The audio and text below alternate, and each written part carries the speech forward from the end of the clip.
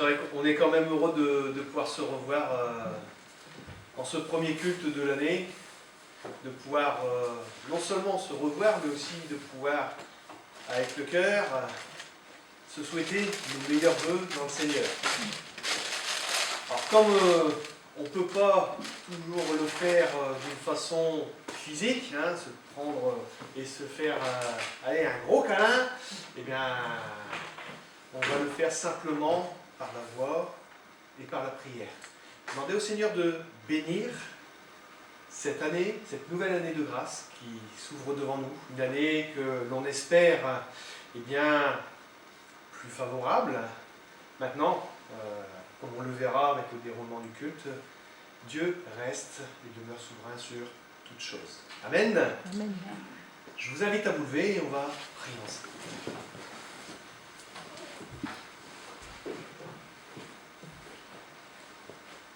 Seigneur, dans ta bonté, tu nous as encore aujourd'hui conduits jusqu'ici, dans ce lieu, pour connaître un temps, vivre un temps de grâce, mais aussi un temps de reconnaissance, un temps de louange, d'adoration, pour pouvoir ce matin encore proclamer que tu es le Dieu tout-puissant, le Dieu qui est créateur de toutes choses, le Dieu qui a aussi voulu être le Dieu du salut, qui s'est manifesté en Jésus. Seigneur, merci parce que tu as accepté, Seigneur, de donner ton Fils afin que quiconque croit puisse être sauvé. Seigneur, merci de nous bénir ce matin, de nous permettre vraiment de vivre un temps de grâce, de reconnaissance, d'amour fraternel, Seigneur, et aussi, Seigneur, au travers de cette scène que nous allons partager tout à l'heure, eh bien, nous rappeler que ce que tu as accompli, Seigneur, pour chacun de nous, eh bien, tu l'as fait par amour. Merci pour tout, Père,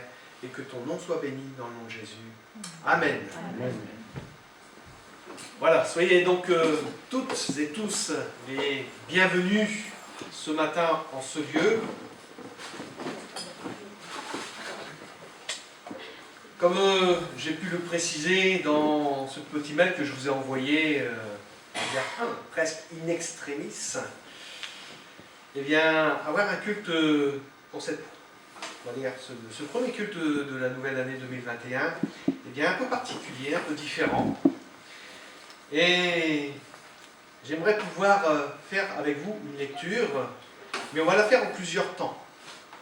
En plusieurs temps parce que parfois, même au travers d'une lecture, il est bon de faire des pauses pour pouvoir réfléchir aux choses, les méditer, les recevoir de la part de Dieu comme des vérités dont nous avons besoin. Et l'un des psaumes, comme vous le savez, les plus connus, c'est le psaume 23. Voilà, c'est bien. Le psaume 23, ce psaume, je voudrais simplement lire pour introduire ce culte les deux premières phrases, et non pas les deux premiers versets. L'Éternel est mon berger. Je ne manquerai de rien. Déjà, si on pouvait s'arrêter ce matin sur ces deux premières paroles, il y aurait beaucoup à dire, parce que l'Éternel, déjà de par même le nom, il est celui qui reste et qui demeure, on va dire, de toute éternité, celui qui est immuable, celui qui ne change pas, et la perfection de Dieu eh bien, est aussi dans son éternité. Et celui-ci, il est mon berger. Même si David pouvait le dire, parce que David était aussi berger, hein, il faisait paître les troupeaux de son père, dans des régions quand même assez hostiles, hein, parce que quand il devait arracher la griffe de l'ours ou la gueule du lion, un agneau, une brebis qui avait été prise, eh bien, il y allait. Et parfois, nous pouvons être, nous aussi, des brebis qui sommes peut-être attrapés, qui pouvons être en danger, mais nous avons aussi un bon berger qui nous délivre. Alors, pour commencer cette année, eh bien, je voulais chanter avec vous « Abrite-moi ». Ce chant qui nous parle d'une position de sûreté. Abrite-moi sous tes ailes. Couvre-moi de ta puissante main. Donc on va le chanter et on va bien réfléchir à ces paroles en le chantant pour pouvoir dire Seigneur, eh bien encore durant cette année, je veux m'appuyer sur toi. Je veux m'ancrer. Je veux m'enraciner. Je veux... 3 petits points. Je vous laisse dire la suite.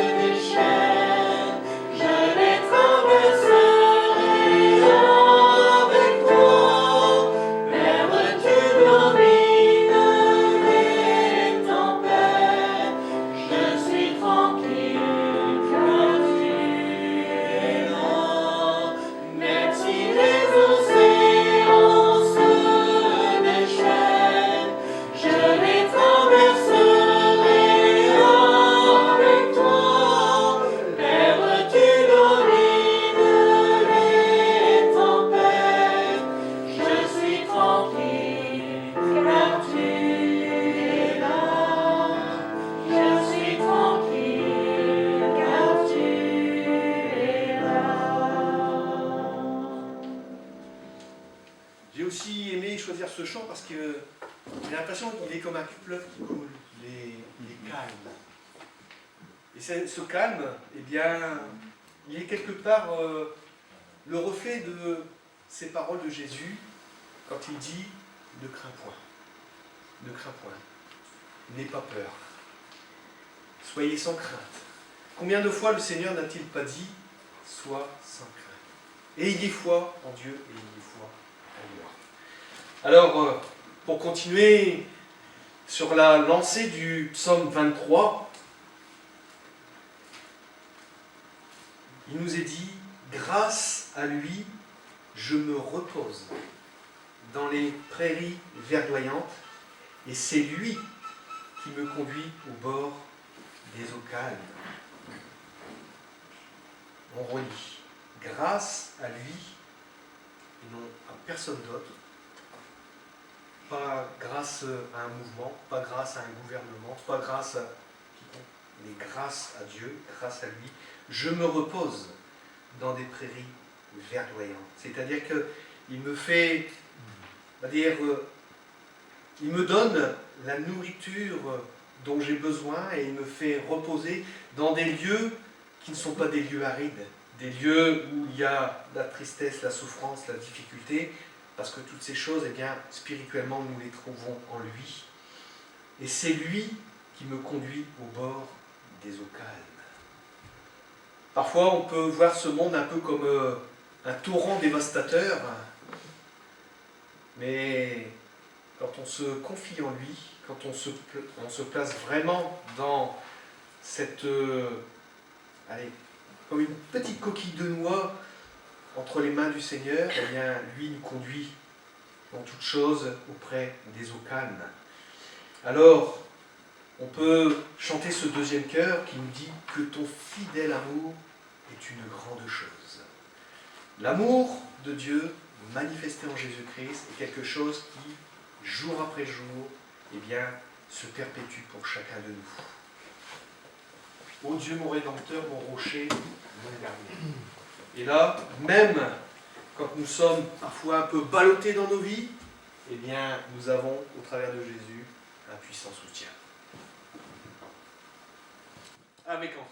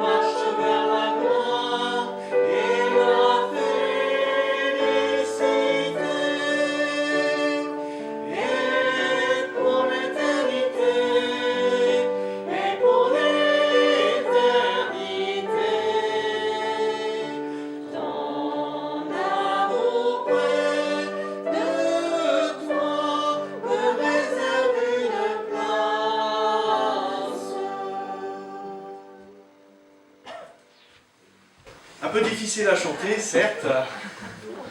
Vous n'avez pas eu le temps de faire vos vocalises ce matin. Tant pis, c'est pas grave. Mais c'est vrai qu'il est assez haut, mais bon, il reflète quand même de grandes vérités.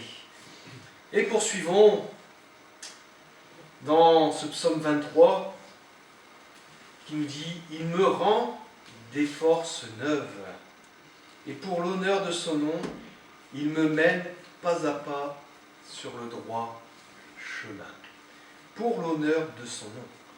C'est-à-dire que quand nous marchons dans les voies de Dieu, quand nous obéissons à sa parole, quand nous faisons ce qui est droit et juste devant lui, eh bien nous honorons son nom.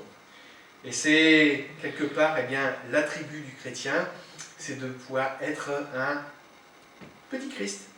Comme je le dis souvent, chrétien, petit Christ, c'est celui qui va refléter son maître, Jésus. Jésus n'a pas demandé à faire des adeptes, il n'a pas demandé non plus à faire des chrétiens. Non, il a dit de faire des disciples. Ceux qui vont recevoir de la part du maître, et aussi ceux qui vont imiter le maître, pour marcher comme le maître. Il me rend des forces neuves, parce que parfois, eh bien, nos forces peuvent être complètement, on va dire, inexistantes, ou peut-être comme un lumignon qui fume, mais même ce lumignon qui fume, le Seigneur veut souffler de son esprit pour le ranimer, le raviver. Il me rend des forces neuves et pour l'honneur de son nom, il me mène pas à pas. Là aussi, il y a une grande vérité. Il me mène pas à pas. Le Seigneur ne nous fera jamais courir ou marcher plus vite que ce que l'on peut. Il est à nos côtés. Il n'est pas derrière, il est simplement devant nous. Et il dit, suis-moi. Et quand Jésus marche, eh bien, c'est à nous de le suivre dans le chemin de la gloire de son nom. Sur le chemin qui est peut-être un chemin étroit, peut-être resserré. Le chemin, si vous avez lu ce livre, Le voyage du pèlerin, parfois les chemins sont rocailleux, ce sont des chemins difficiles et tortueux, mais il reste avec nous à nos côtés. Donc, pour ne pas perdre un guide, qu'est-ce qu'on fait? On garde les yeux sur lui. On garde les yeux. Eh bien, on garde les yeux sur lui, tournez les yeux vers le Seigneur. C'est le prochain chant que l'on va interpréter maintenant. Et surtout, rayonner de joie.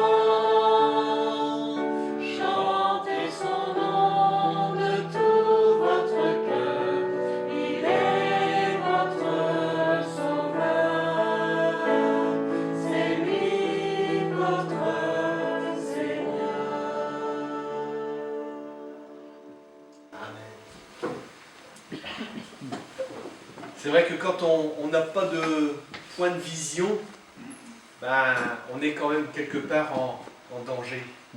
Quand on ne voit pas parfois le bout de la route, ça me fait penser à cette petite anecdote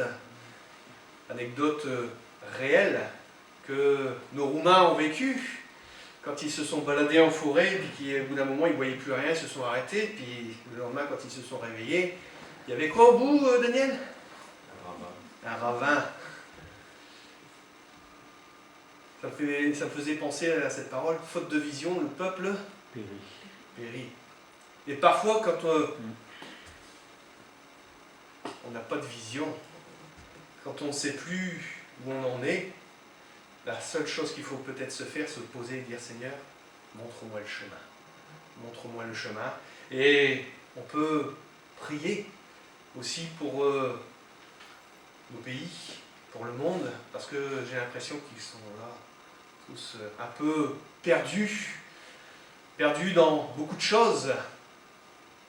Mais Dieu seul est la délivrance. Dieu seul est celui qui est le vrai chemin, parce qu'il a dit, je suis le chemin. Pas un des chemins, je suis le chemin. La vérité. Dans ce monde, chacun cherche sa vérité. On a un peu de vérité. C'est ma vérité à moi. Mais est-ce qu'ils ont la vérité? Celle qui va les mener jusqu'auprès du Père. C'est ça. Qu'est-ce que la vérité a dit à un moment donné? Merci, c'est bien, ça suit. Pilate, Ponce Pilate, qu'est-ce que la vérité? Lui qui était un homme politique, un grand homme politique, entre guillemets, et qui devait gouverner. Et vous savez que pour gouverner, souvent, il faut utiliser parfois des mensonges. Eh bien, qu'est-ce que la vérité? Eh bien, elle se trouve en Jésus-Christ. Continuons notre lecture. Si je devais traverser la vallée où règnent les ténèbres de la mort, la traverser, je ne craindrai aucun mal, car tu es près de moi. Là, encore une fois, on a un verset puissant, fort, d'une réalité spirituelle. Dieu n'abandonne pas les siens. Je ne craindrai aucun mal, car tu es auprès de moi. Ta houlette me conduit et ton bâton me protège. Je ne sais pas ce que l'on va traverser cette année, ni vous, ni moi, mais la chose est sûre, comme je l'ai dit en préalable, Dieu est maître et souverain sur toute chose. Tout ce qui se passe, Dieu n'est pas pris au dépourvu, il le sait, il l'a déjà prévu, et dans les difficultés, il a aussi déjà prévu les moyens d'en sortir. Dieu est notre maître et notre souverain. Sa houlette et son bâton nous conduisent et nous protègent. Amen. Une chose que nous voulons désirer ardemment ce matin, c'est non seulement pouvoir louer et adorer le Seigneur pour ce qu'il fait, mais aussi pour ce qu'il est. Aussi pour cette promesse d'une place bien précise qu'il s'en est allé préparer pour chacun de nous, parce qu'il m'a dit, je m'en vais vous préparer une place. Si cela n'était pas, je vous l'aurais dit. Mais il nous l'a dit. Il s'en est allé pour nous préparer une place.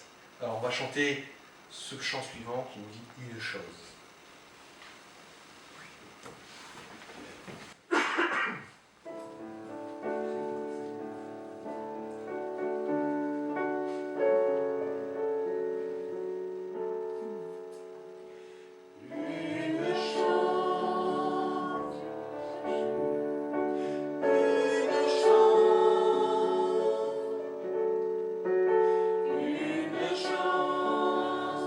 Je désire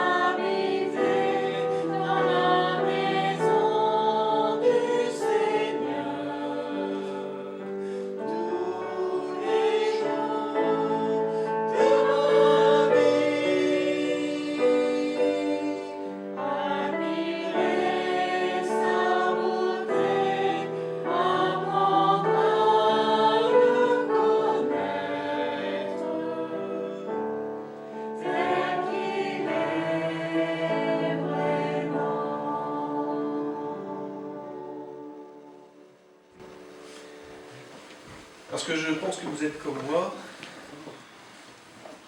on ne connaît pas Dieu dans toute sa grandeur, dans toute sa splendeur, dans toute sa magnificence et dans toutes ses perfections.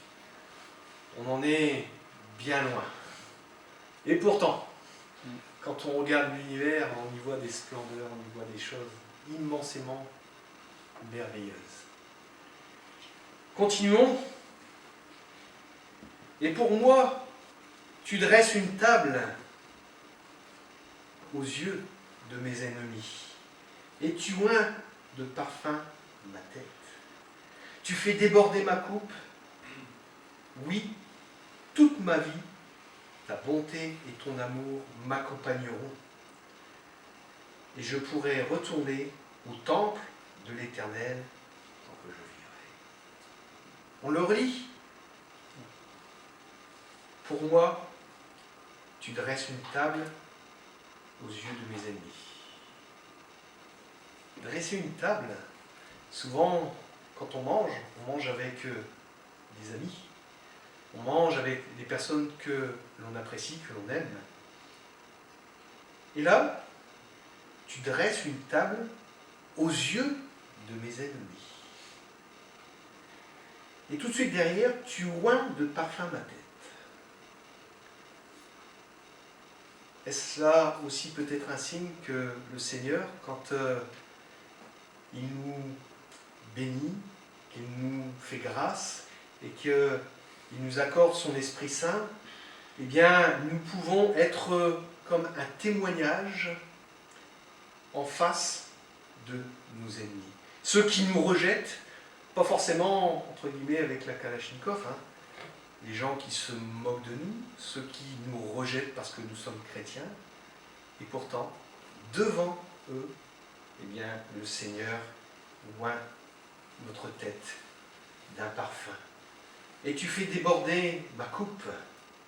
Oui, toute ma vie, ta bonté et ton amour m'accompagneront. Et je pourrai retourner au temple de l'Éternel tant que je vivrai.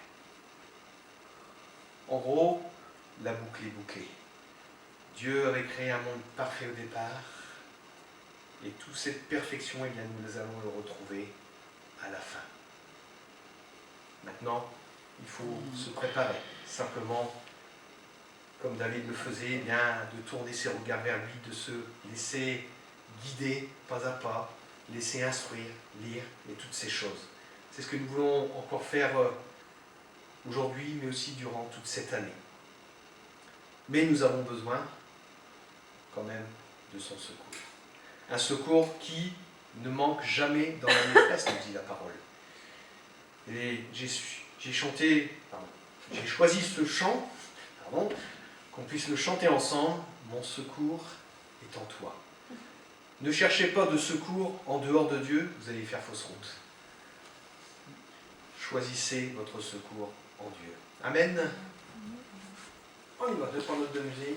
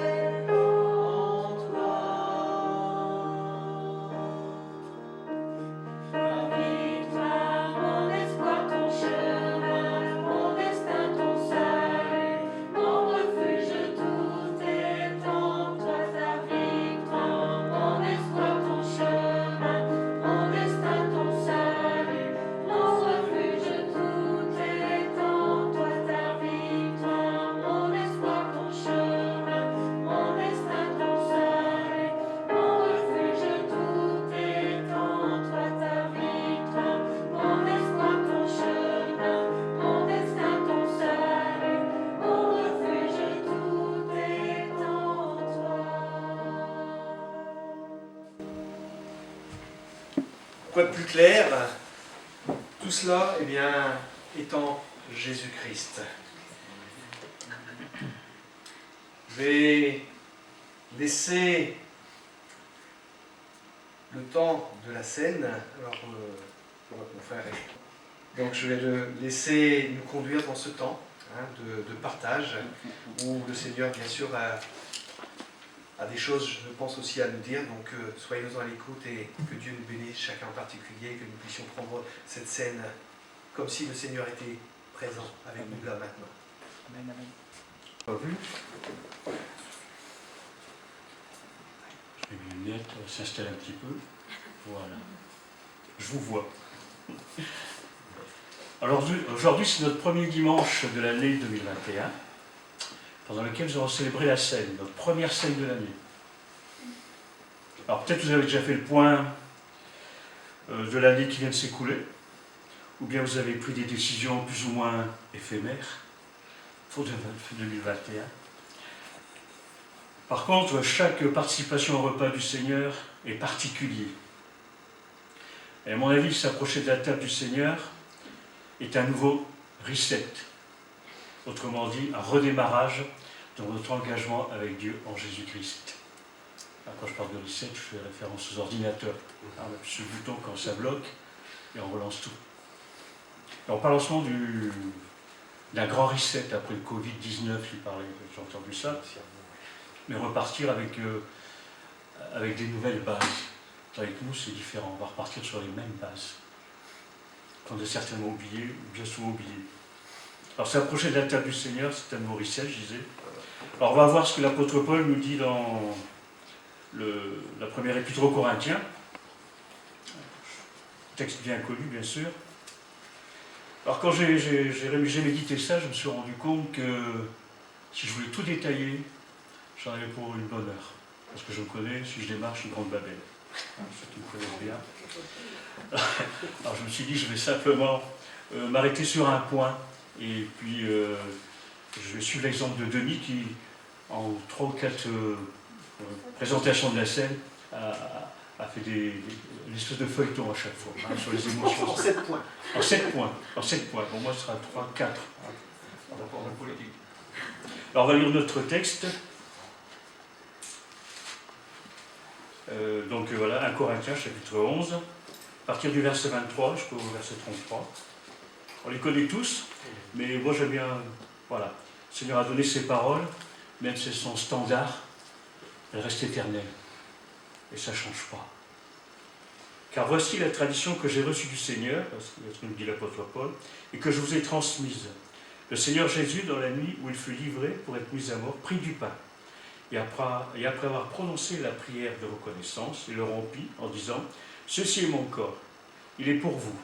Faites ceci en souvenir de moi. » De même, après le repas, il prit la coupe et dit « Cette coupe est la nouvelle alliance, scellée de mon sang. Faites ceci toutes les fois que vous en boirez en souvenir de moi. Donc, chaque fois que vous mangerez ce pain et que vous buvez cette coupe, vous annoncez l'amour du Seigneur, et ceci jusqu'à son retour.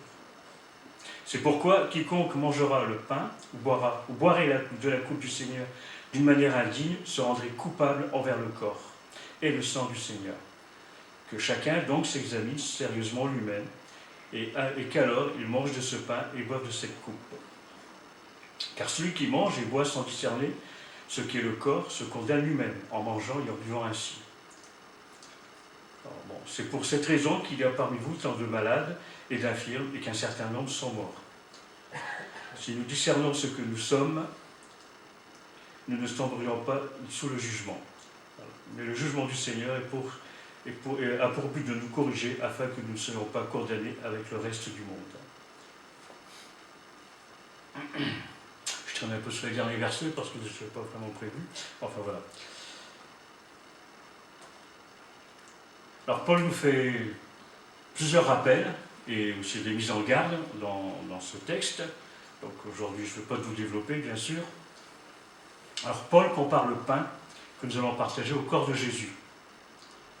La version du Semeur, ici, nous rend assez bien, au verset 24, « Ceci est mon corps, il est pour vous. » D'autres traductions disent « Il a été rompu pour vous », Mais bon, les spécialistes pensent que le mieux, il est pour vous. Ce corps a été donné pour vous. Je trouve que c'est beaucoup plus parlant, beaucoup plus riche, beaucoup plus fort. En effet, Jésus a donné son corps, et le but de sa venue sur cette terre, ce que nous avons fêté à Noël ces derniers temps, avait pour objectif d'offrir son corps. Alors je propose quelques lectures, justement dans cet ordre d'idées. Alors dans l'évangile de Jean, chapitre 11, le verset 49, à partir du verset 49 à 53, alors c'est quelque temps avant qu'on arrête Jésus, l'un d'eux, qui s'appelait Caïphe, et qui était grand prêtre cette année-là, prit la parole. Voilà ce qu'il dit aux gens, bien sûr. Vous n'y entendez rien, leur dit-il. Vous ne voyez pas qu'il est de votre intérêt qu'un seul homme meure pour le peuple, pour que le peuple ne disparaisse pas tout entier? Or, ce qu'il disait là ne venait pas de lui. Il était grand prêtre cette année-là, et c'est en cette qualité qu'il prophétisa qu'il fallait que Jésus meure pour son peuple. Et ce n'est pas seulement pour son peuple qu'il devait mourir. C'est aussi, ça j'aime bien ça, c'est aussi pour rassembler tous les enfants de Dieu dispersés à travers le monde et les réunir en un seul corps ou un seul peuple, selon les traductions, les réunir en un seul. Alors moi j'aime bien, c'est rassembler tous les enfants de Dieu dispersés à travers le monde. Moi je rajouterais, depuis que le monde existe, que Dieu a son peuple, donc les rassembler en un seul corps. Voilà, c'est ce jour-là qu'il prit la décision de faire mourir Jésus. Voilà les aspects du corps de Christ, de Jésus. En Éphésiens chapitre 1, verset 22, toujours dans le même ordre d'idées, Dieu a placé sous ses pieds, et Christ qui domine toutes choses. Il l'a donné pour chef de l'Église, qui est son corps. Lui en qui habite la plénitude du Dieu qui remplit tout en tous. L'Église est son corps. Alors, si on va dans 1 Corinthiens aussi, le premier épître, chapitre 11, à partir du verset 17, il est parlé de la coupe de bénédiction que nous bénissons. N'est-elle pas la communion au sang de Christ? Le pain que nous rompons, n'est-il pas la communion au corps de Christ? Puisqu'il y a un seul pain. Nous qui sommes nombreux, nous formons un seul corps, car nous participons tous au même pain. Alors donc par sa mort, Jésus a donné son corps pour former l'Église, dont le pain ici que nous allons prendre tout à l'heure est le symbole. Et nous avons dans le livre des Actes un aperçu de qui fait partie de l'Église, corps de Jésus. Denis tout à l'heure a fait un peu allusion, l'Église ce n'est pas seulement des bâtiments, mais ça fait référence à des personnes, et ces personnes ont certains critères pour faire partie du corps de Christ. En Actes au chapitre 2, les versets 46 et 47,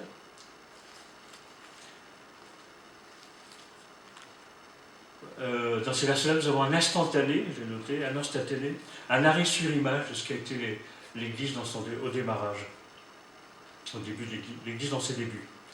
Donc chaque jour, avec persévérance, c'est les disciples, se trouvaient d'un commun accord au temple. Ils rompaient le pain dans les maisons et ils prenaient leur nourriture avec joie et simplicité de cœur. Ils louaient Dieu. Il y avait la faveur de tout le peuple. Le Seigneur ajoutait chaque jour à l'Église ceux qui étaient sauvés. L'un des critères de ceux qui appartiennent à l'Église, ce sont ceux qui sont sauvés, qui font partie du corps.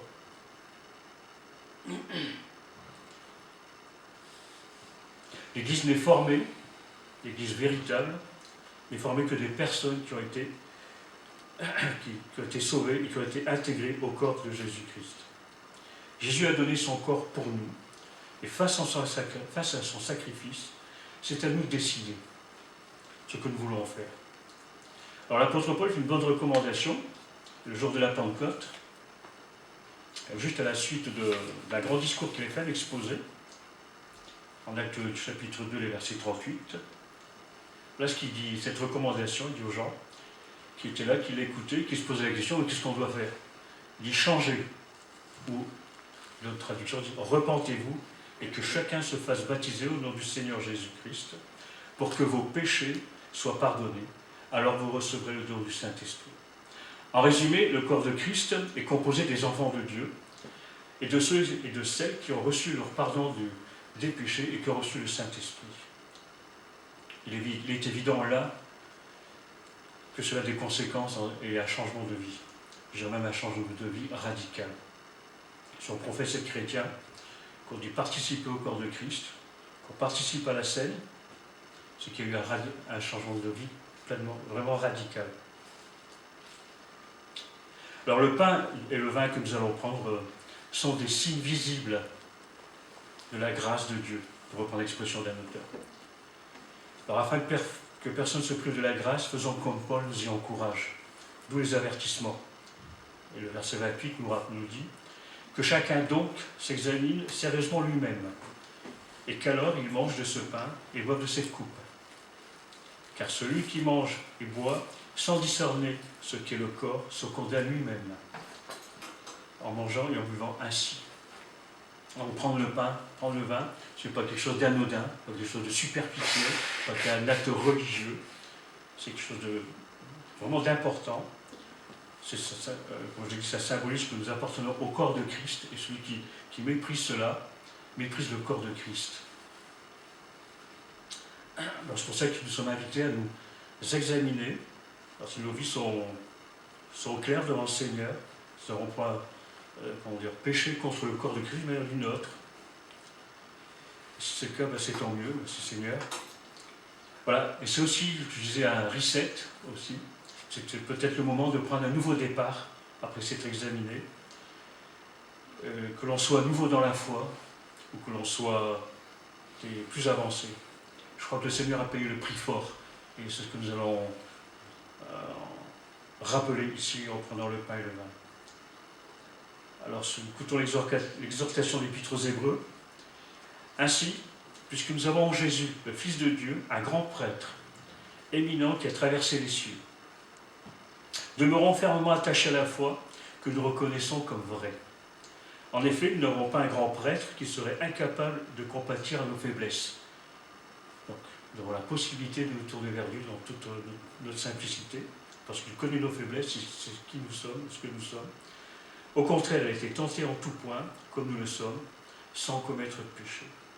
Approchons-nous donc du trône de Dieu, de grâce, avec une pleine assurance. Là, Dieu nous accordera sa bonté, il nous donnera sa grâce, que nous soyons secourus au bon moment. Donc nous allons prendre ce pain, ce vin, et nous remémorer ce que Christ a fait à la croix pour chacun d'entre nous. Je vais simplement prier, et je propose que peut-être quand je passerai les éléments, qu'on puisse, dans la liberté des enfants de Dieu, se tourner vers le Seigneur et lui rendre la grâce, les actions de grâce.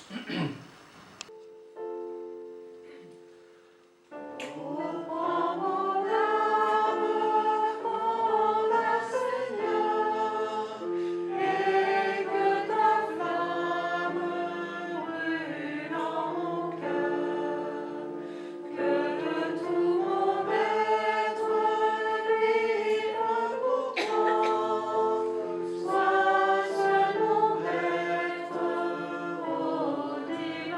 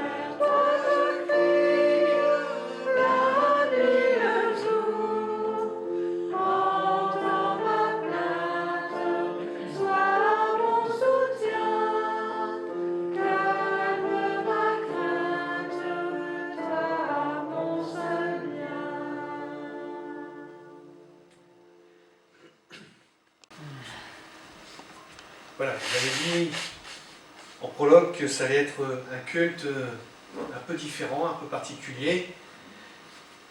Et j'avais donc envoyé un mail donc à toute l'Assemblée, à tous mes frères et sœurs, vous qui êtes présents, pour vous donner la possibilité, en ce moment, eh bien, de pouvoir témoigner, soit d'une grâce toute particulière que le Seigneur a faite, d'une expérience. Que sais-je encore? Le Seigneur est celui qui nous fait vivre des choses. Et il faut se jeter à l'eau parfois. Moi, je voudrais simplement vous dire que pendant cette année, c'est vrai que même s'il y a eu des moments difficiles, il y a des versets qui vous parlent, je dirais même qui vous marquent. Des versets comme c'est dans le calme et la confiance que sera votre force. Je peux vous dire que cette année, même encore au sein de la société où je travaille, eh bien, ce verset est revenu régulièrement à mon esprit. Même si les choses se sont grandement améliorées, et vous en avez été les témoins puisqu'on a pu prier ensemble pour cela, il faut savoir que l'ennemi, il ne lâche pas prise si facilement. Mais le Seigneur est vainqueur. Il y a eu des moments où ça a été dur. Et j'ai eu, ça fait déjà presque 2 mois, une petite explication avec le nouveau chef de mon bureau d'études. Et lui aussi avait commencé à utiliser cette position de chef pour agir d'une façon qui ne m'a pas plu. Et il est venu me voir, c'était assez chaud en termes d'explication. Et puis là, cette parole qui me reste à l'esprit, hein, dans le calme, la confiance que sera votre force. Et puis on a eu une explication qui a duré quand même pas loin de 20 minutes. Et le lendemain, il est venu me voir, il m'a dit « Denis, je voudrais te remercier. Parce que ce qu'on a vécu hier, c'est comme si j'avais reçu un coup de pied au... » Pardon? Mais ça m'a fait du bien. Ça m'a fait du bien. Parce que on est censé agir avec l'aide de Dieu et non pas réagir avec l'aide du diable. Comprenez bien ce que je veux dire. Quand on est dans la réaction, très souvent, je dirais même quasiment à chaque fois, on n'est pas sur le bon terrain. Quand on agit, on a, on va dire, des actions qui sont réfléchies. Et les actions réfléchies, eh bien, elles sont plus posées et qui honorent Dieu. Comme je le disais tout à l'heure en préalable, eh bien, je vous remercie le Seigneur pour cela. Je pourrais vous donner d'autres exemples, hein, même mon directeur général m'a dit aussi, si tu as quelque chose à me dire, n'hésite pas. Dis-le.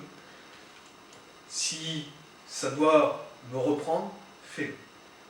Je pense que quelque part, hein, ils ont compris que j'étais pas là pour les casser, mais qu'on était là pour travailler ensemble et que cette position de chrétien qu'ils savent, qu'ils connaissent, parce que je ne peux pas me taire, c'est difficile, c'est toujours très difficile de se taire et de ne pas témoigner, mais ils savent sur qui ils peuvent compter. Je pense que le monde a besoin de savoir sur qui ils peuvent compter.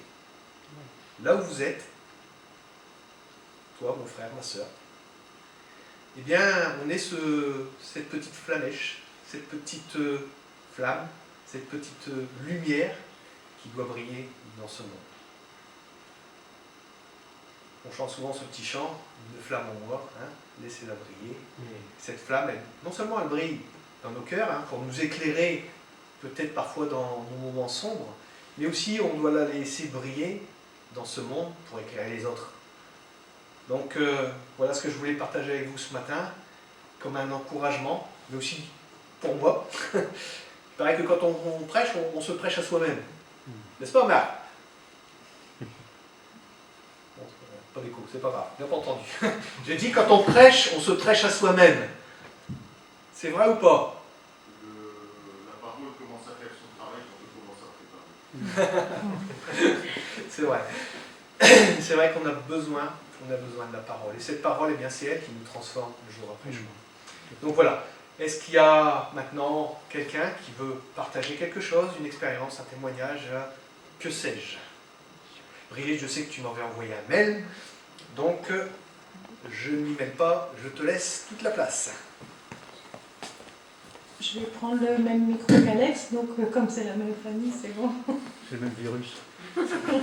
Voilà. En fait, je rebondis sur ce que Denis a dit par rapport à la confiance en Dieu. Parce que nous pouvons dire avec confiance, oui, toutes choses qui nous arrivent sont calculées, pesées par notre Dieu. Rien ne lui échappe. Et je voudrais reprendre un petit texte, certainement l'ont lu dans le Seigneur. C'est le petit livret de méditation du matin, le Seigneur est proche. Et c'était le 1er janvier en fait.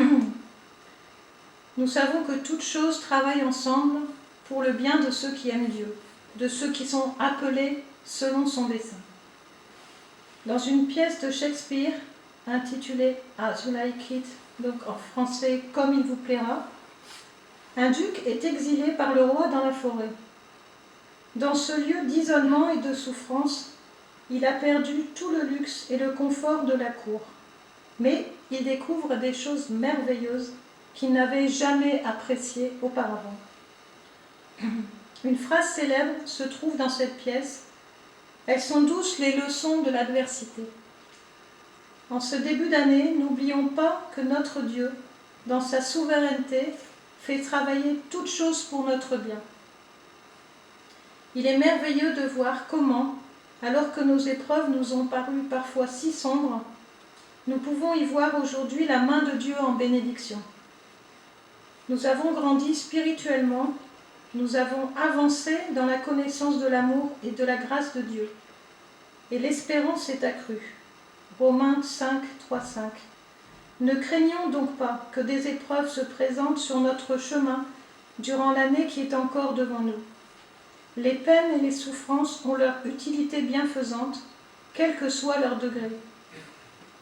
Ne nous contentons pas de les surmonter stoïquement de notre mieux, mais demandons à notre Père, qui ne voudra jamais nous faire verser des larmes inutilement, de nous aider à en tirer profit pour apprendre, sous sa main aimante, les leçons qu'il sait nous être nécessaires. L'Écriture ne laisse aucun doute sur le fait que toute chose travaille pour notre bien, maintenant et pour l'éternité. Oui, tout est bien. Ô mon âme, ne crains rien. L'amour suprême veut ton seul bien. Les flots, les vents, il les mesure à son enfant. Dieu, toujours le même, veille sur nous tendrement.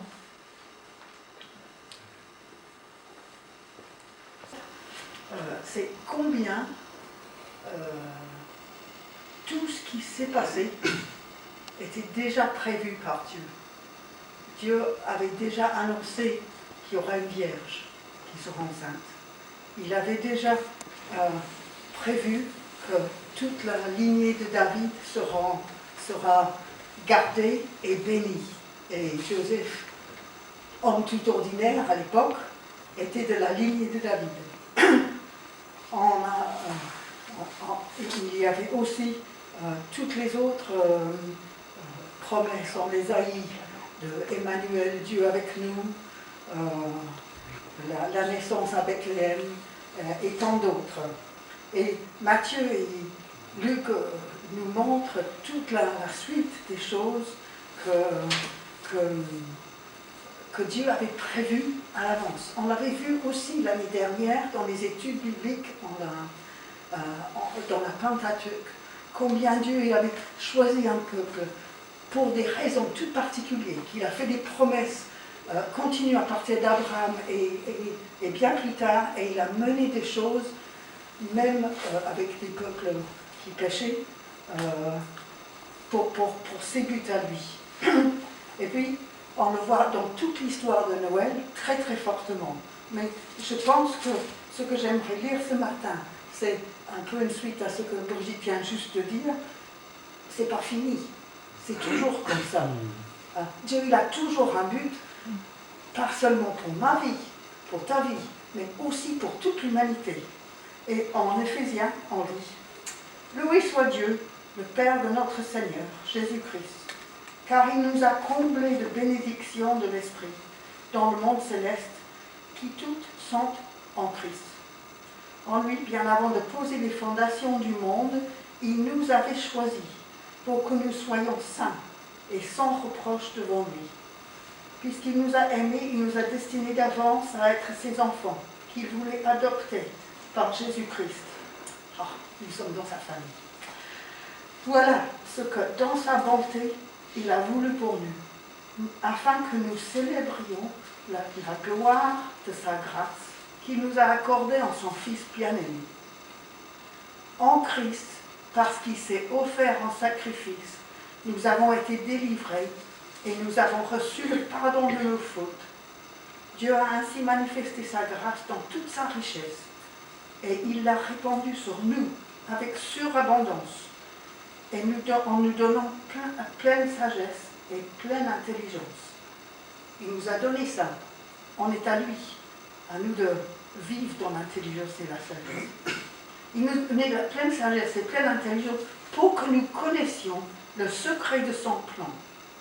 Ce plan, il l'a fixé d'avance dans sa bonté, en Christ, pour conduire les temps vers l'accomplissement. Selon ce plan, tout ce qui est au ciel et tout ce qui est sur la terre doit être réuni sous le gouvernement de Christ. Et c'est aussi en Christ que nous avons été choisis pour lui appartenir, conformément à ce qu'il avait fixé. Celui qui met en œuvre toutes choses selon l'intention qui inspire sa décision. Il n'y a pas de hasard. Dieu a vraiment tout prévu. Il fait convenir les choses pour son plan. En Christ, vous aussi, vous avez entendu le message de vérité, cet évangile qui vous a porté le salut. Oui, c'est aussi en Christ que vous avez cru. Vous avez obtenu de Dieu l'Esprit Saint qu'il avait promis et par lequel il vous a marqué de son sceau pour lui appartenir. C'est cet esprit qui constitue l'acompte de notre héritage en attendant la délivrance du peuple de Dieu que Dieu s'est acquis. Ainsi, tout aboutit à célébrer sa gloire. Donc, faisons confiance à son plan. Il n'y a pas de hasard. Covid n'oblige pas. Dieu permet. Et puis, pour 2021, il est au contrôle. À nous de lui faire confiance et marcher dans les voies qu'il nous trace. Voilà.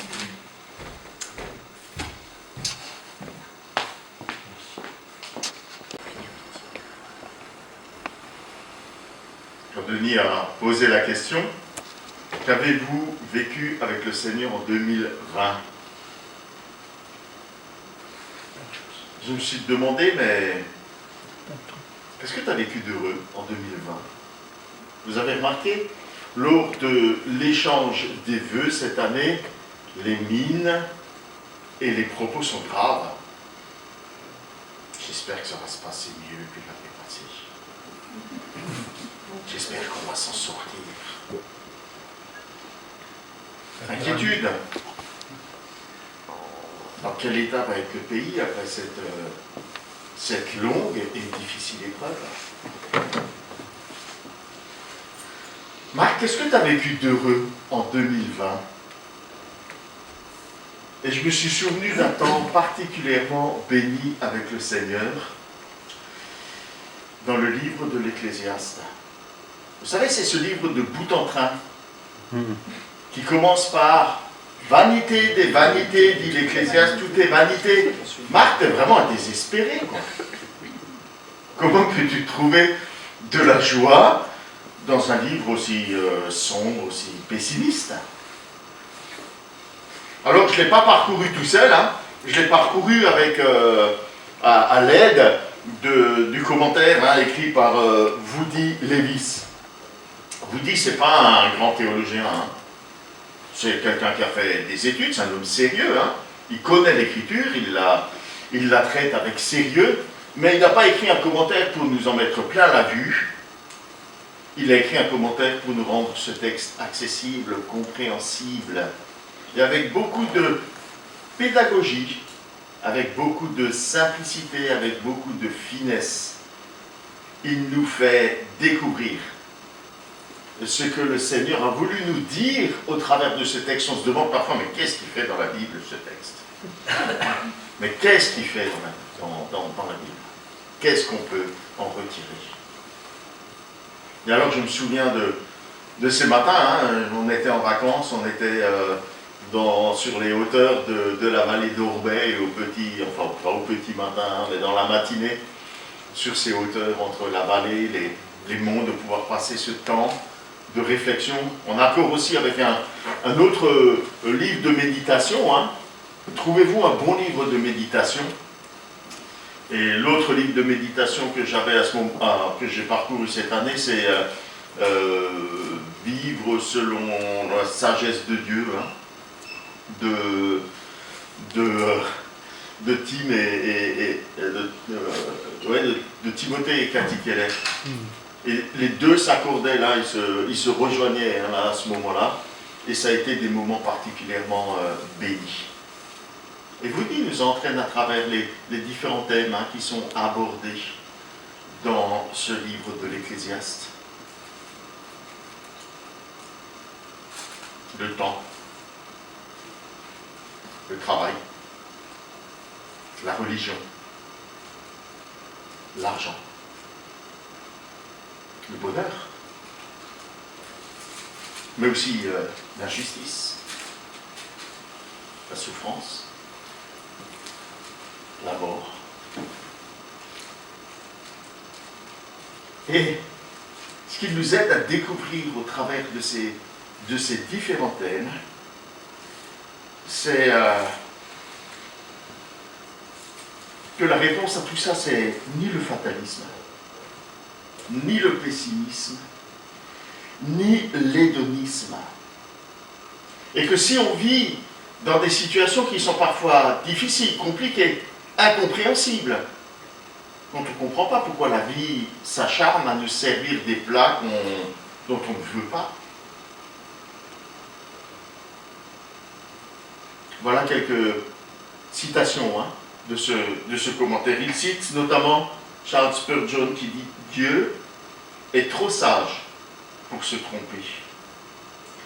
Dieu est trop bon pour être mesquin.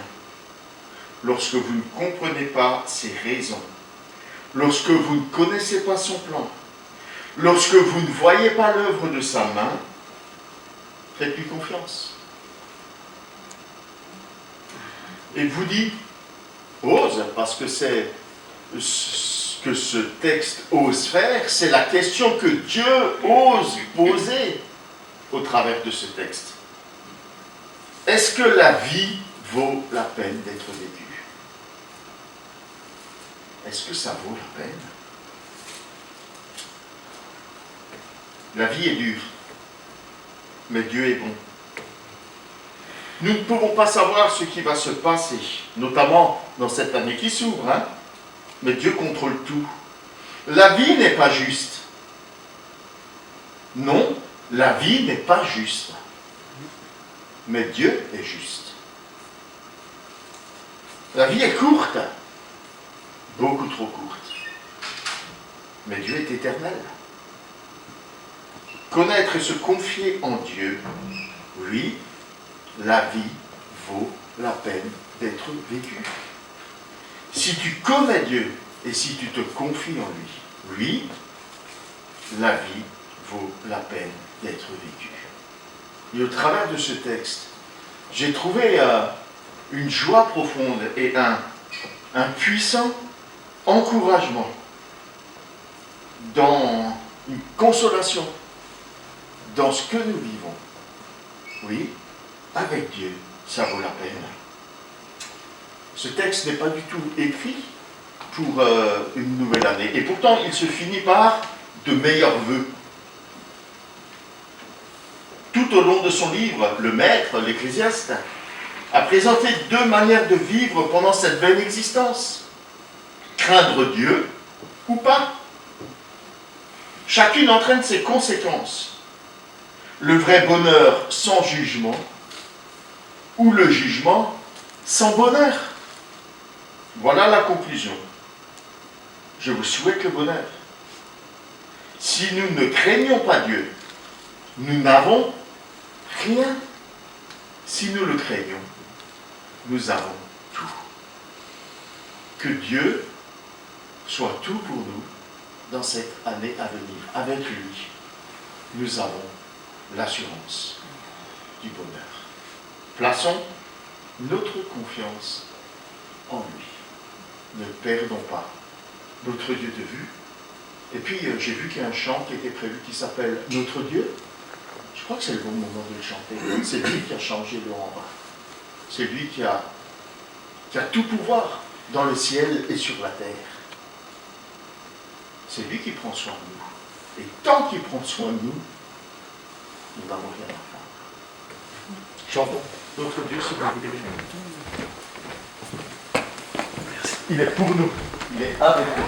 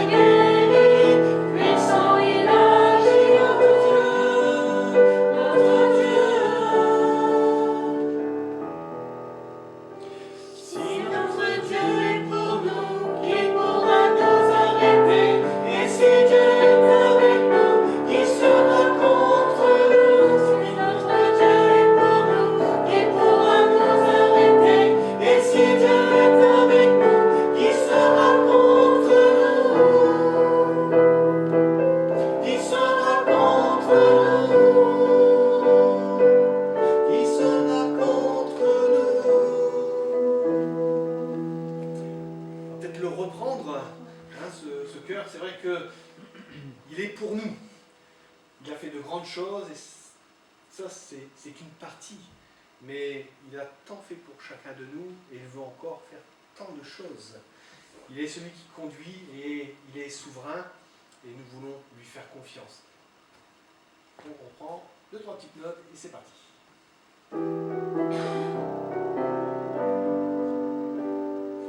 Tu as changé l'eau en vin. Toi.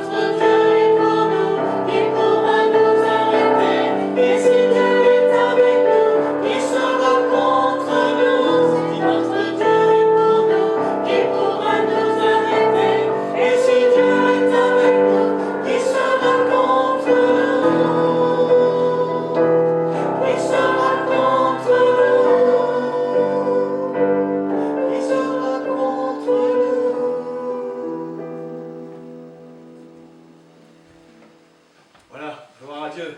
Amen. Si notre Dieu est pour nous, qui sera contre nous? Dieu, quelque part, eh bien, n'a pas d'opposant, de vrai opposant. Il est Dieu. Il est tout-puissant. Alors, si Dieu est pour nous, faisons-lui confiance. On va pouvoir passer, je pense, quelques annonces. Donc, vous étiez bienvenus aujourd'hui à l'église Petite Sainte. Alors, cette semaine, nous avons donc une étude biblique que nous allons donc démarrer. Qui n'a pas eu son livret? Je pense que tout le monde a pris son livret. C'est bon? C'est bon? Ah, tu l'as pas eu? D'accord. Donc, il faut en commander un ou est-ce que je t'envoie? Est-ce qu'il en reste encore, Marc? Non. Donc, soit on commande, après il faut voir éventuellement avec les sœurs. Martine aussi, tu veux? Oui, si jamais il y en a d'autres qui... Donc apparemment, 2 commandes supplémentaires. Donc un pour Léo. Ah, 3 qui dit mieux. Ça vous en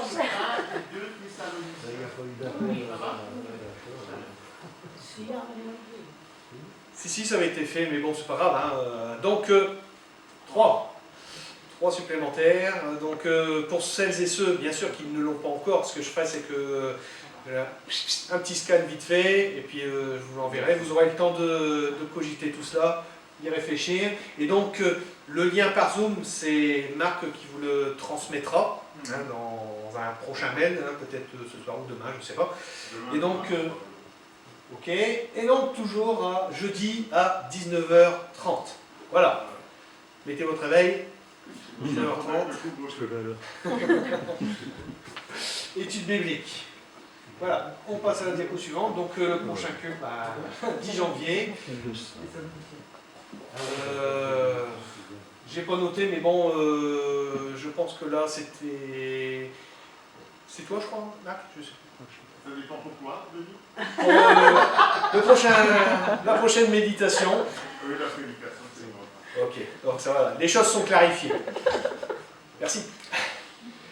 Diapo suivante. Des anniversaires.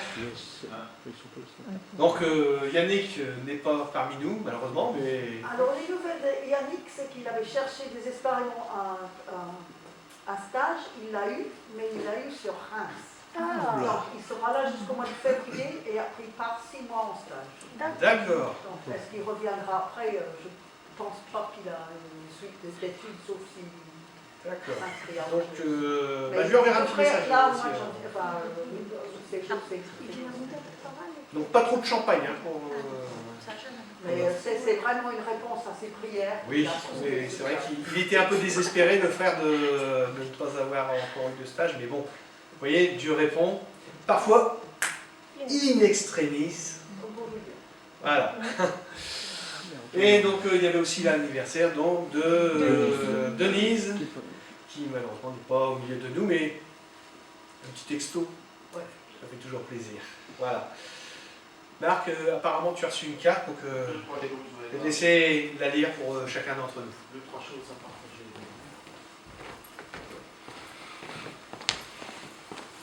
Voilà, les choses qui sont arrivées dans la boîte et d'autres.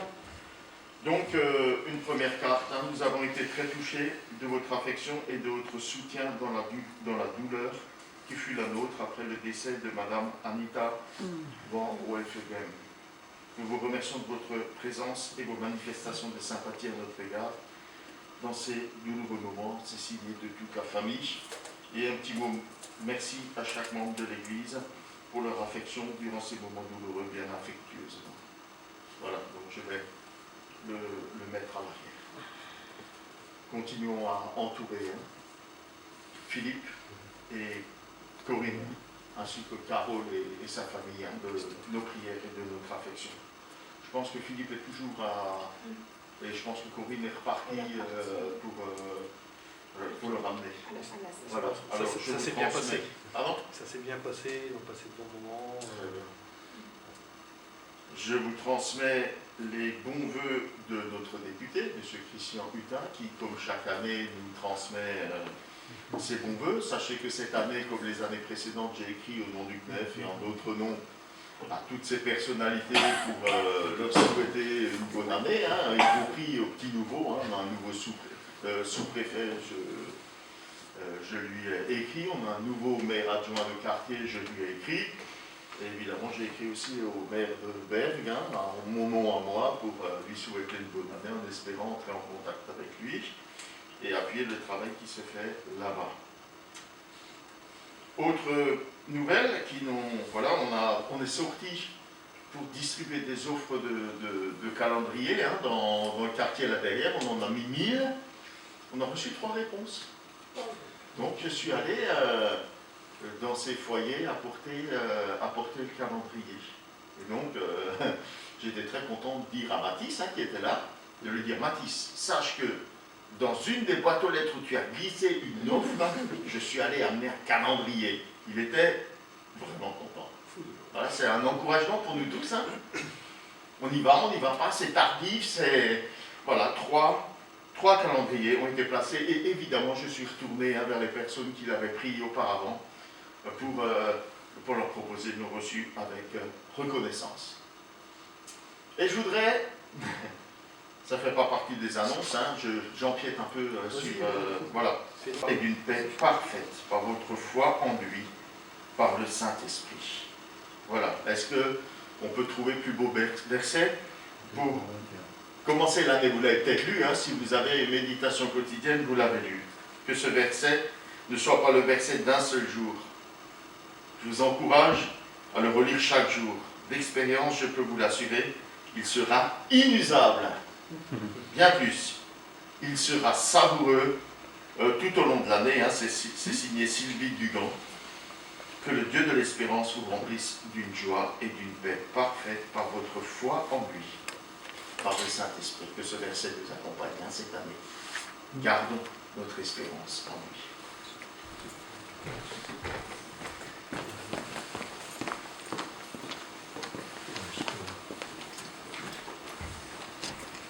Oui, pour nos prières, Léopold me signale que Marcel est rentré à l'hôpital pour infection. D'accord, ok. Donc on va prier tout de suite, comme ça sera... On n'aura pas d'oublier. Prions donc pour Marcel et aussi continuons de prier pour Philippe, comme cela a été dit. Hein, pour sa santé, mais aussi son moral, hein, cette difficulté qu'il vient de passer.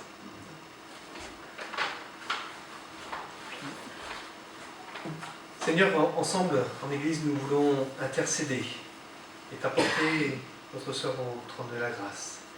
Seigneur, tu es celui qui est notre Créateur.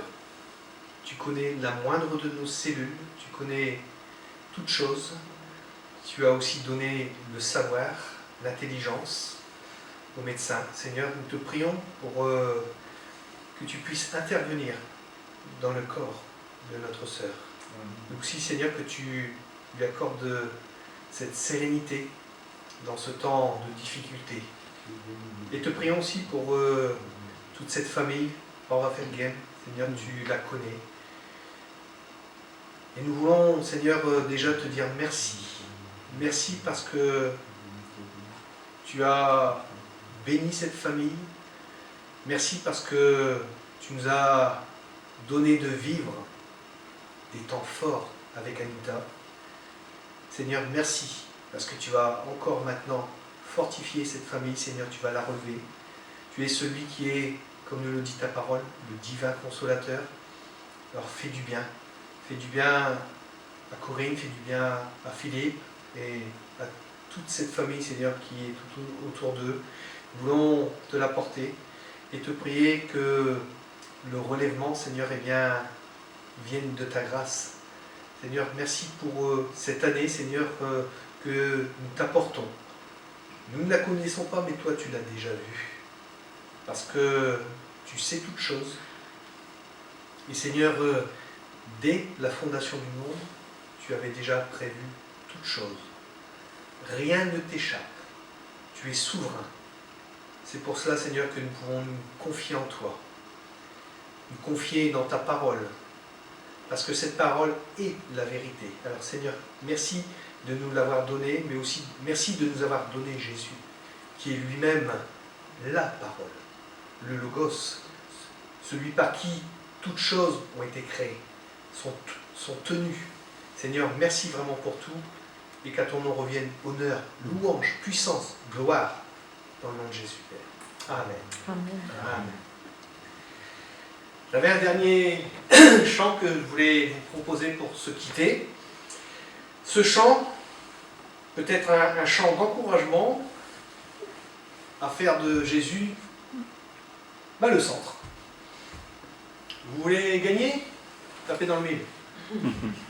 Jésus soit le centre de nos vies, le centre, ma lumière, ma source, Jésus. Voilà, on se lève et après on se sépare.